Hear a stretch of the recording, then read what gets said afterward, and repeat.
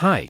In this video, we will explore how to define a rigid connection for a cantilever beam using the VTS Virtual Tower Structures software. In fabrication mode, we click the Beam Column Connections command from the Tower tab.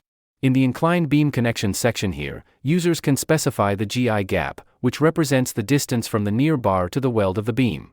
Users can also define the end distance for the plate bolt group and for the overlap bolt group, independently from the straight beam. For example, if we specify an end distance value of 50 mm, we click OK to close the window, and then we click on the Fabrication Model command here to regenerate the model. And the updated geometry will be displayed on the screen. We can also modify the distance from the near bar member to the beginning of the bend using the gap GI parameter. Here, we update the value to 10 mm. After clicking to regenerate the model again, the modification is automatically reflected on the screen. The distance of the bolt group relative to the beginning of the beam is defined using the end distance EFI parameter. Here, we'll specify a value of 30 mm. After clicking this command to regenerate the model, the modification is automatically displayed on the screen. The same principle applies to the overlap bolt group.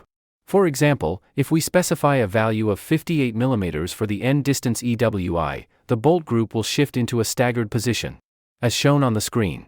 We've now completed this tutorial on defining a rigid connection for a cantilever beam using the VTS Virtual Tower Structures software. If you need more information or have any questions, feel free to reach out to our team.